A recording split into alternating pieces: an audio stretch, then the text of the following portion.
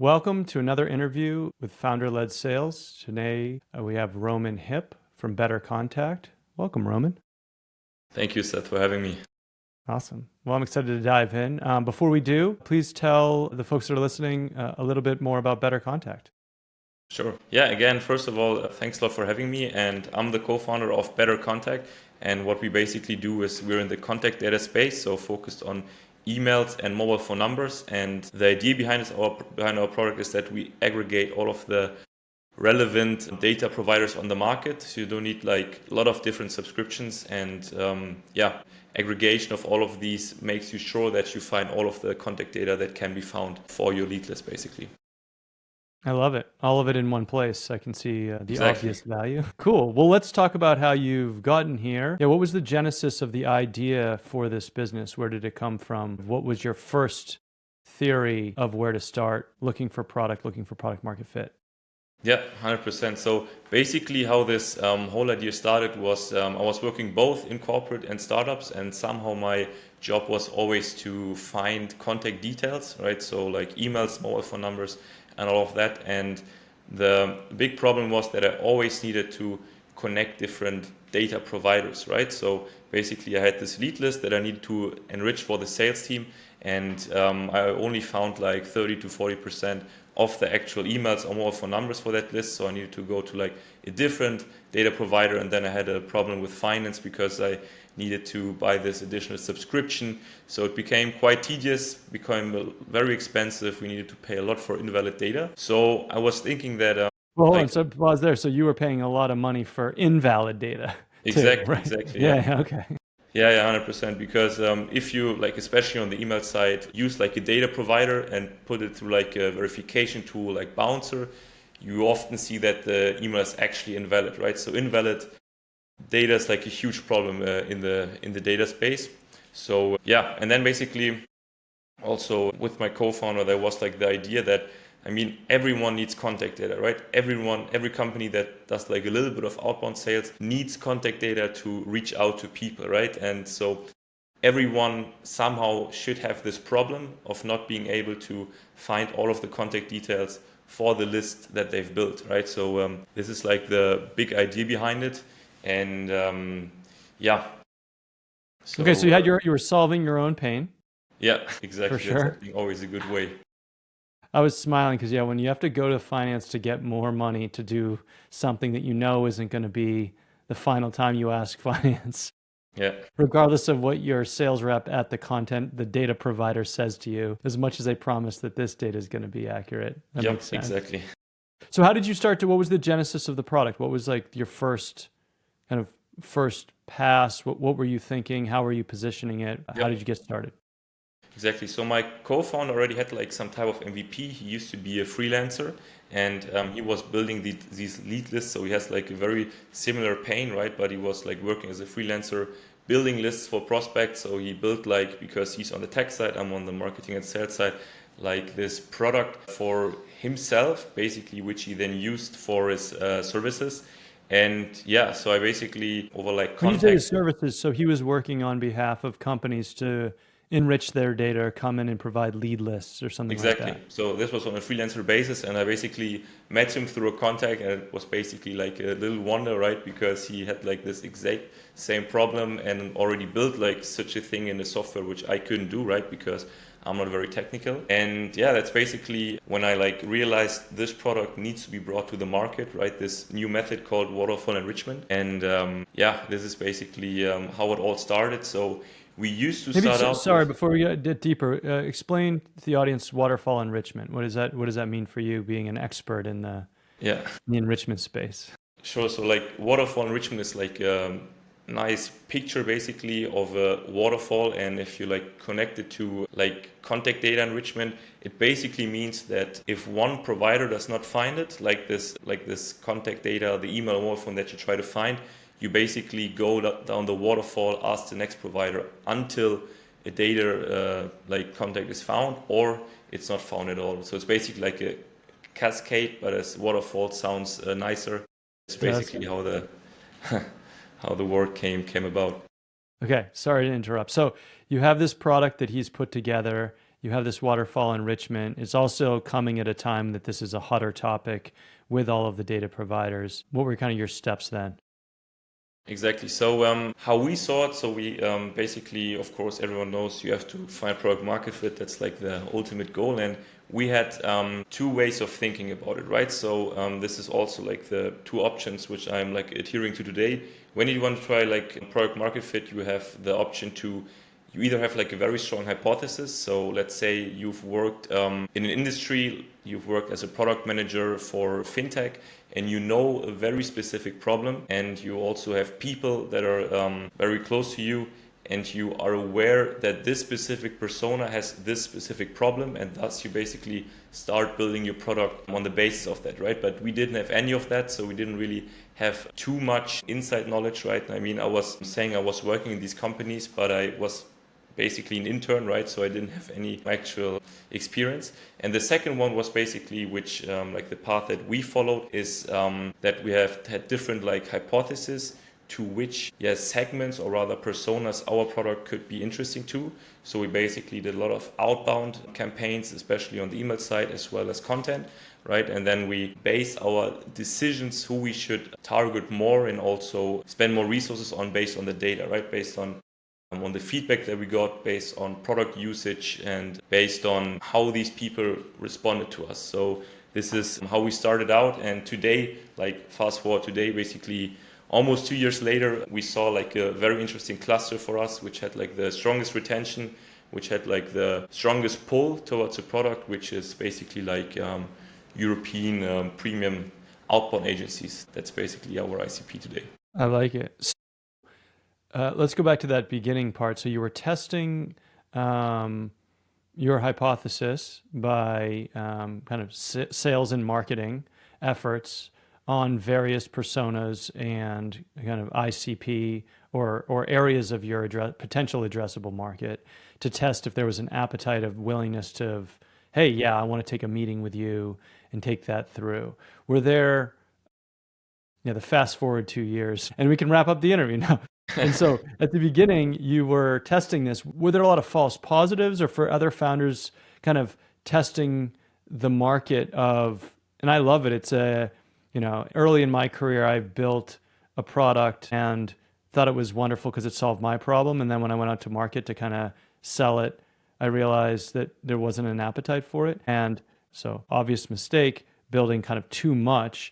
But I also realized as soon as I started trying to sell it, I could have done all that before I wrote a line of code. Like I could have just done that sales effort to see if people had an appetite for it and were willing to meet and talk, right? I think it's just such a good lesson, building a whole thing and then trying to sell it only to realize that no one cares. Like you could have tried to sell it before, right?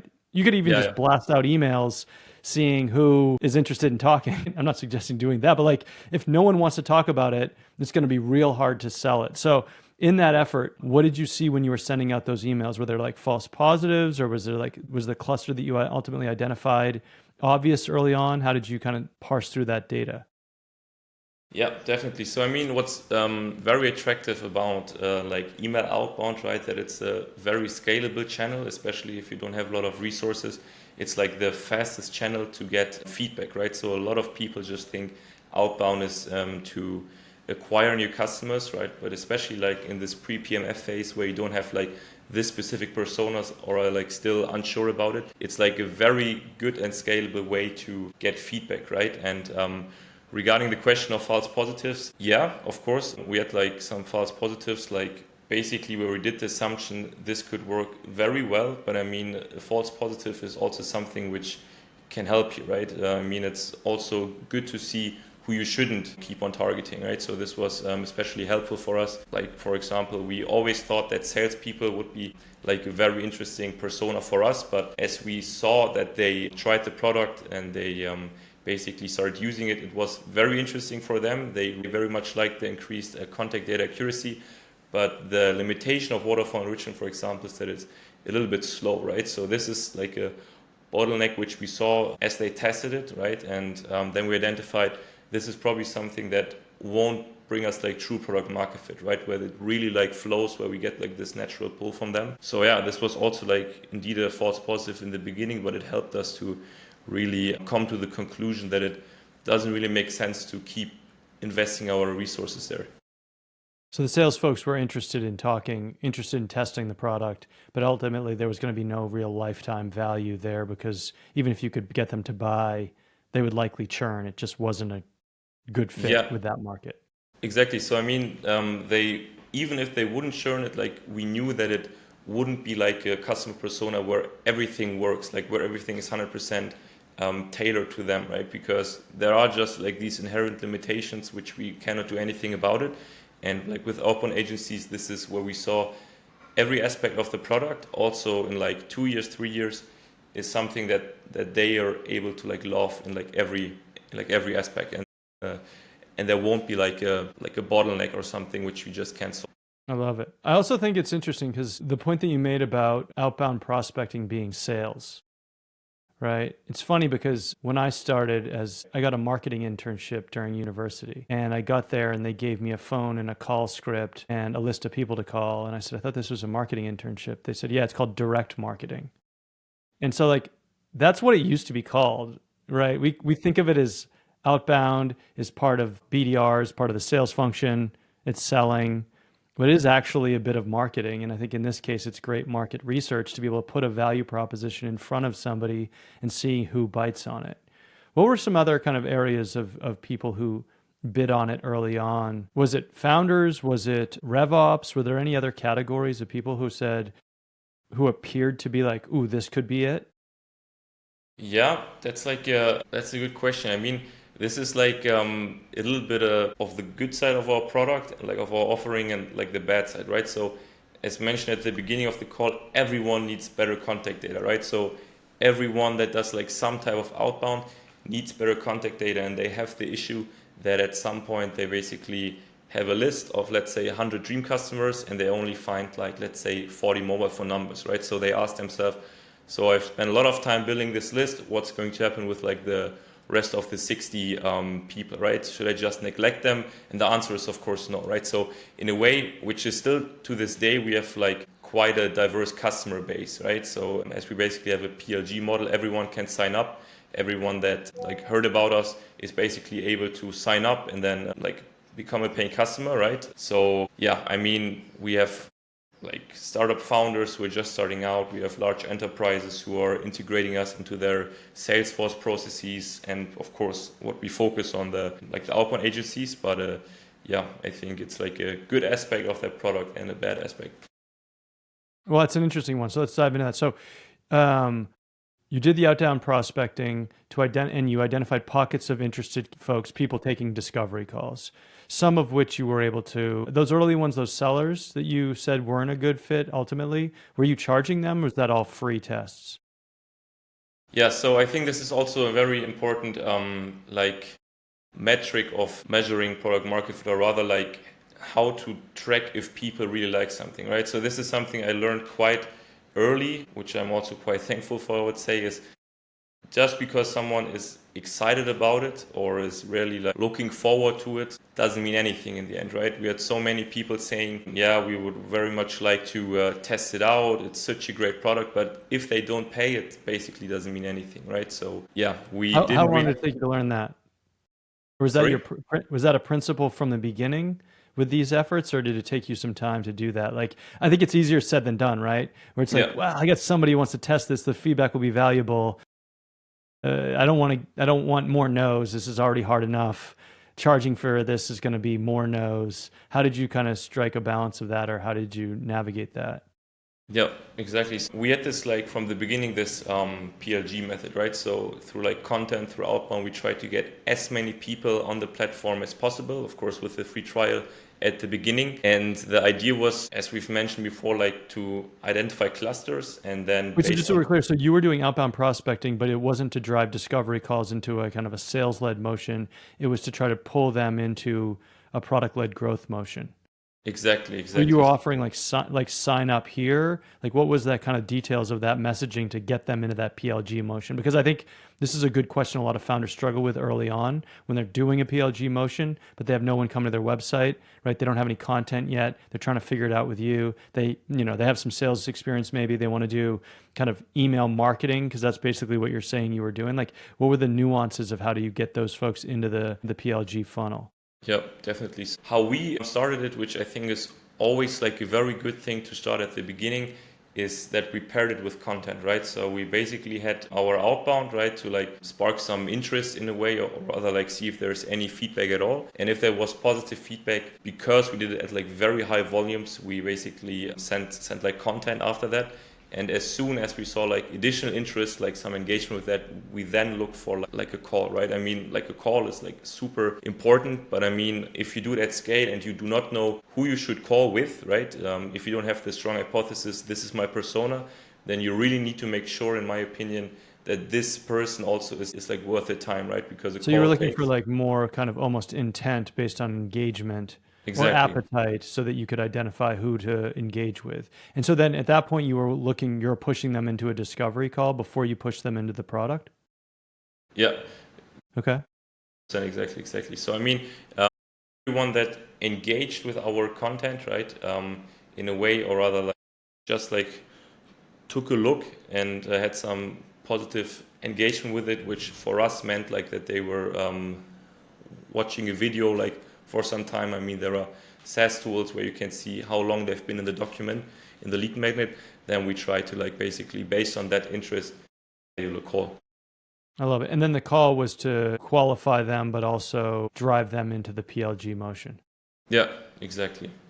Okay. And then outside of that you had folks signing up for the PLG separate from your sales efforts. Yeah, exactly. So I mean, lots of our like signups, lots of the inbound was also based on content, right? So we Yeah. did like the outbound at the beginning, right? Because this is like a channel which can be set up pretty quickly. But I mean, at the same time, I always advise to like do some content because I mean, this takes some time. But I mean, as soon as this is like a snowball effect, right? It basically Yeah. compounds. Yeah, this is and where over time we like got a lot of our signups, which also convert to paying customers today.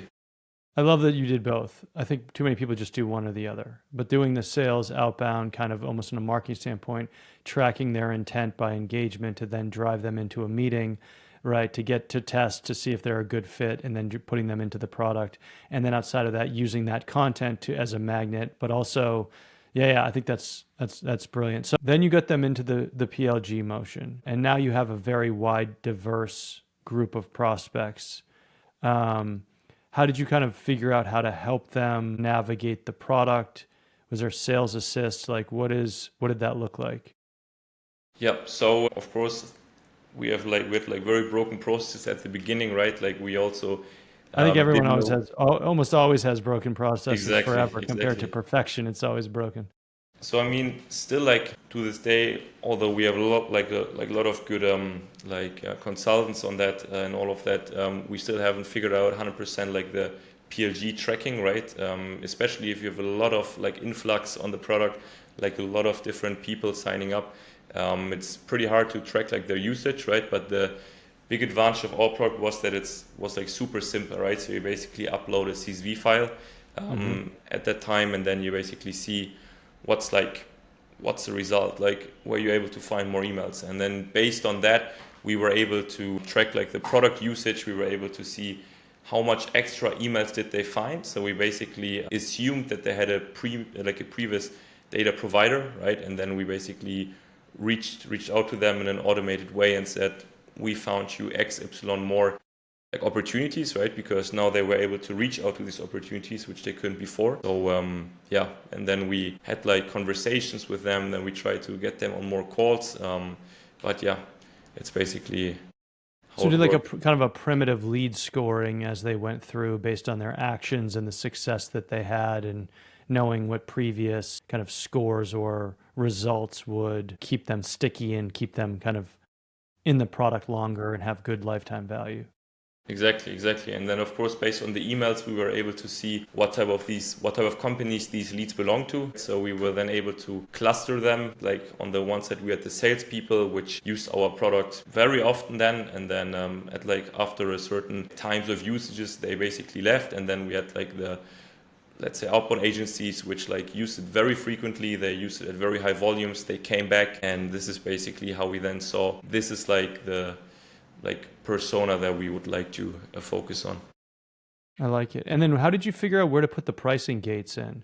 Because earlier on you said people who don't pay aren't serious. So pricing is a true indicator of kind of value exchange and product market fit. And I think people that have spent a lot of time in this area who are experts on product market fit or finding it or have found it multiple times all agree with that it's like if they're not paying, it's not real.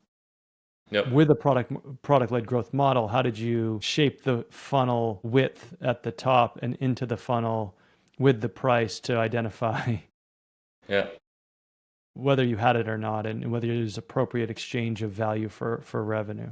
Yeah, so I think honestly we were quite like lucky because I mean this category already exists, right? Like contact data enrichment, and this basically works on a credit basis, right? So it's not like a CRM where you have to have like a very specific pricing for contacts which you add to the CRM, for marketing qualified, all of that. So we had a very simple product, and we still have to this day, and you basically pay for every like lead that you enrich, right? For every successful contact data enrichment, you basically get charged, right? And how we figured out the value. So we were like very much aware of the pricing of the like current data enrichment providers, right? But we had the assumption that everything that every like person used the data provider before us, right? So everything that they couldn't find with that provider basically is a missed out opportunity, right? So these missed out opportunities are not just like a contact data enrichment, but it's like additional high quality pipelines. So we didn't really price it at the same price of the current data providers, but rather like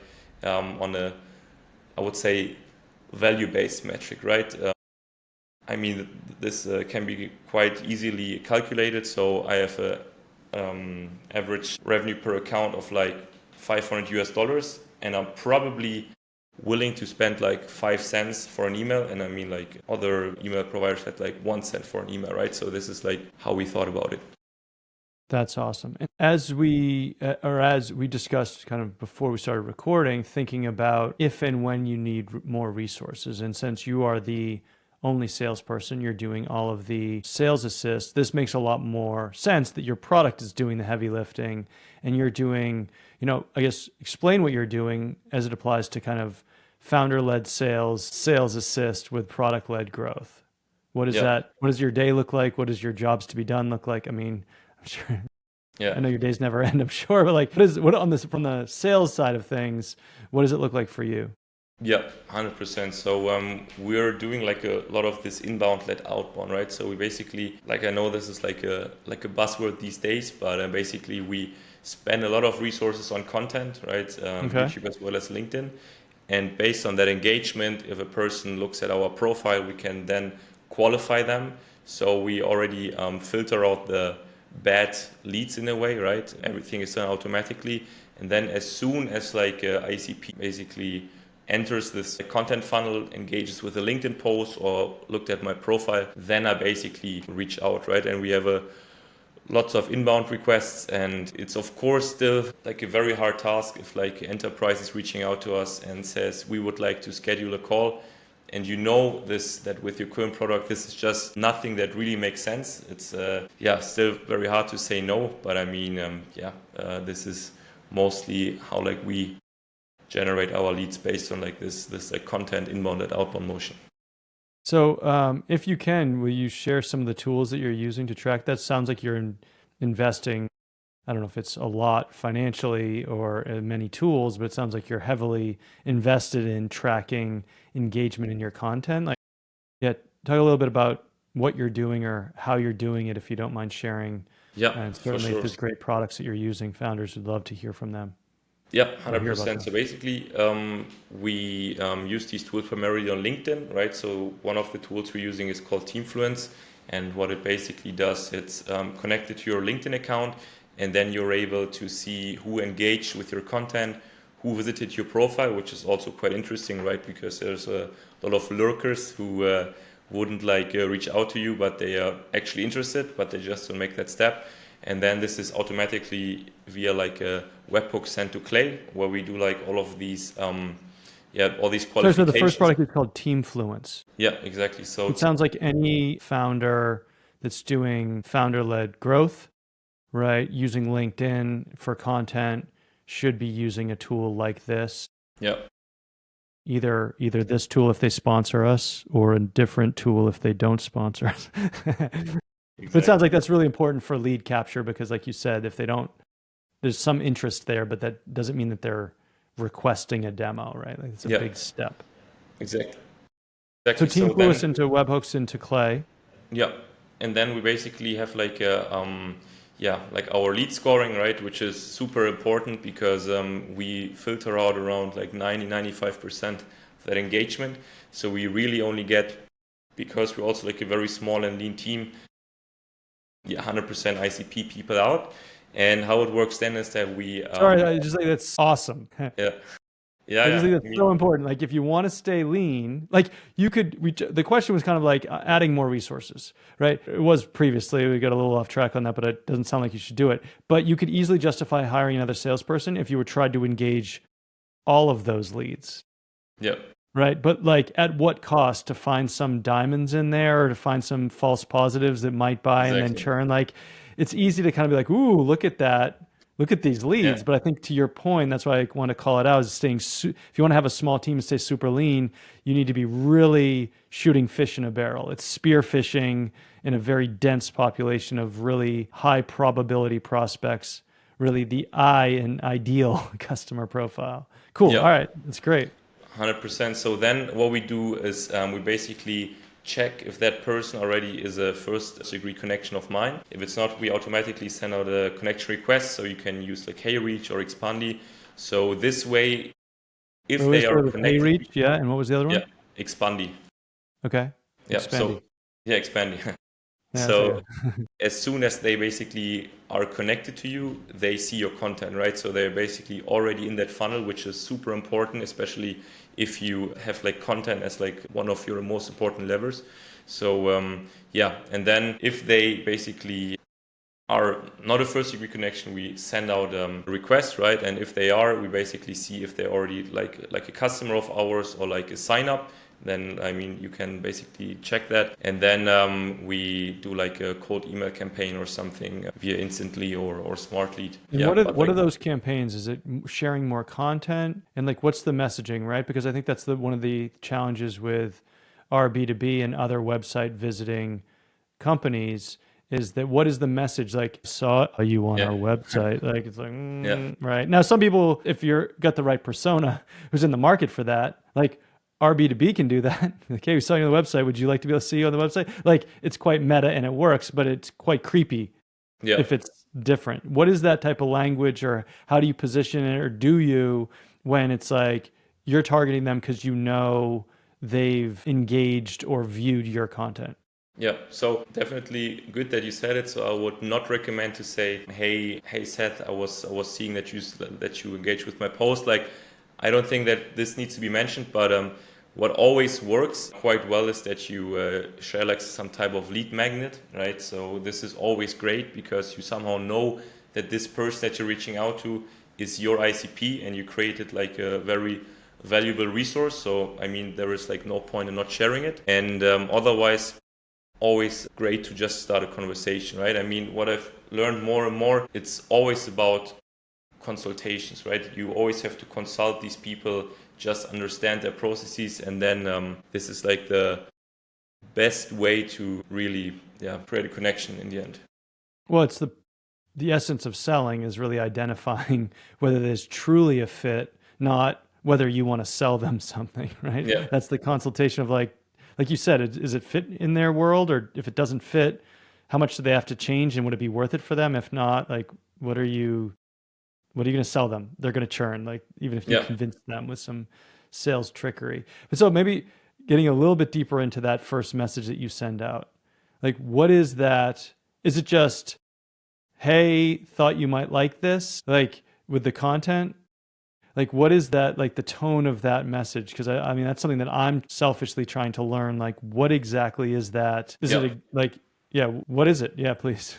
So I mean, this of course always depends on your persona, right? If you're targeting more senior people, then you should always like keep it a little bit more formal. But we target outbound agencies, so in our case, it's like mostly very young people, which are yeah, also very casual. So we basically adapt to that tone and say, hey, XY, yeah, basically.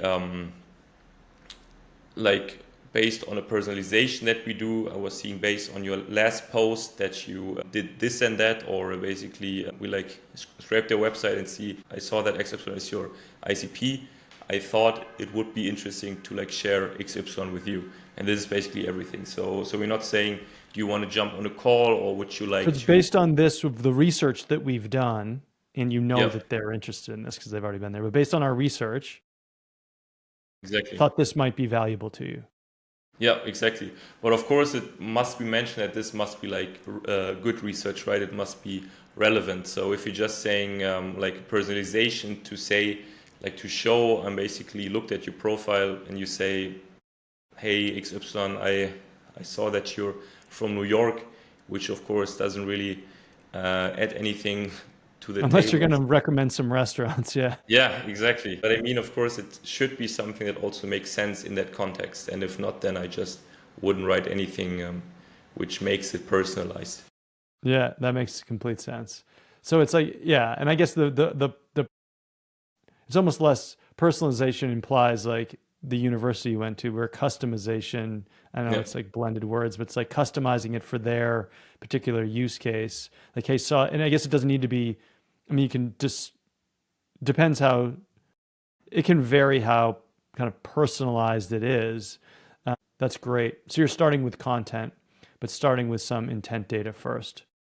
It makes me wonder, exactly. there's always a debate about when outbound prospecting, whether you should start with content or there should be content in there. Maybe Yeah, that's kind of a recent, I mean, these things are changing so quickly with all of these different kind of pieces. I haven't seen any content led outbound efforts recently, and I get a lot of inbound, or I get a lot of yeah, outbound that comes to me. yeah.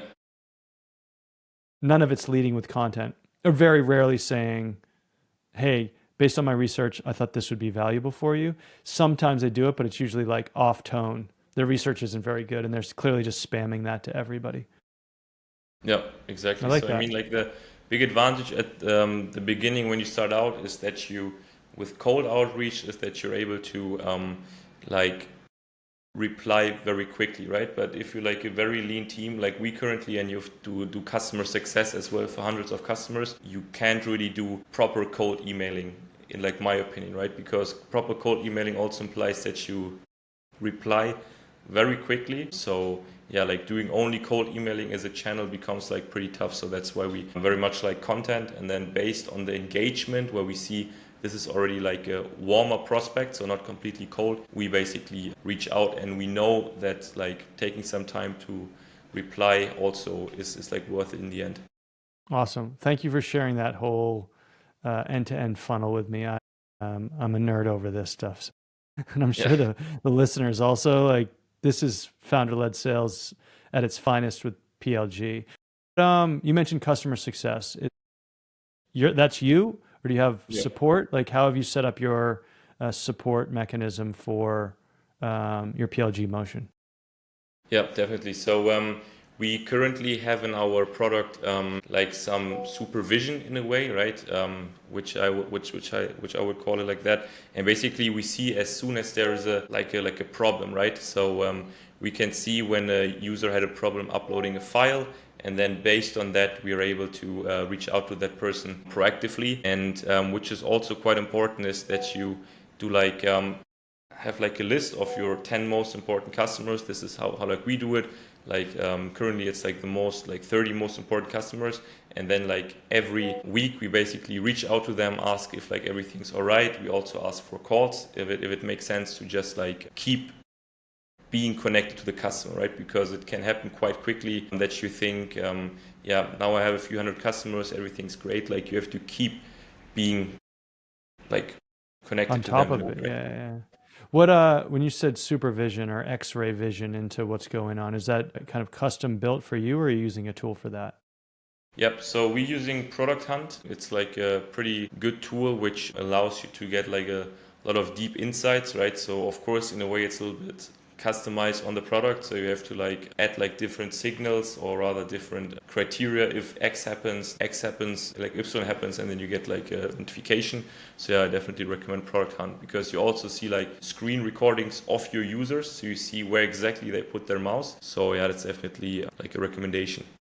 And that's the same product hunt that was the product hunt of showcasing products and new launches. That's a different company with the same name. Could you please repeat that? There's a product hunt that is a website. It's a company that showcases new product and company launches. Yes, so I'm not 100% sure about that, to be Okay. honest. All right. Yeah. Yeah. So product hunt. That's cool. All right. This is really Like, good. sorry, like the solution is called post hoc. Post talk. All right. Sorry. Like if I said product hunt, my bad. Sorry, it was like Yeah. Yeah. already. No, that's good. I want to clarify because I was like, all right, product hunt. Like I know product hunt. No, So I'm post sorry, I'm sorry. talk. That's Yeah. post Yeah. hoc Good. exactly. So it's like yeah, post and then hoc. Like yeah, my It's bad. like it's Yeah, yeah, exactly. Which is always pretty good to have when you do like a PLG motion. I love it. Well, you've been super generous with your time, and I love getting into these details. And I'm really confident the founders listening will be able to derive some kind of great learnings from that. But one question we want to ask everybody before they leave, and now that you've been selling for a while, to dispel some advice. So, what has been the worst sales advice that you've received that you think is just total bullshit? Yeah, that's a good one. So I think one important one is that like I've been told mostly from people who have been sold to that you should stop following up, right? So they say like after like the second follow up, just forget it, right? But I think what's very important to understand in B2B is that people are busy, right? And your solution might not be like a priority, right? Because they have a lot of things to do. So even if you follow up 7 to 8 times or even more, I think this is still something you like should do, right? Because I've been seeing it myself. I had people in my inbox, and after the eighth LinkedIn message, I basically responded finally because I was just so busy. So definitely keep following up. All of those people being sold to are going to hate you. Like, oh no, no, more. No, I agree. I think, yeah, even if it's not frequent, right? It's like, Yeah, I believe everyone eventually will buy my product. It's just yeah. maybe not right now. Now isn't the time. When is I the right think time? this Yeah, is the right mindset exactly. I love it. Well, Like, Roman, of course, thank you. if they say stop texting me, then you should stop. But I mean, Yeah, if there is nothing, then just please keep going stop. That's a good caveat. If they do say stop, and you stop probably for real. burned Yeah, that bridge. Well, Roman, exactly. thank you so much for your time, man. This was truly a pleasure. I learned a ton, and excited Thank you. to watch your journey ahead. Thank you for having me. Take care, man. See you. Bye bye.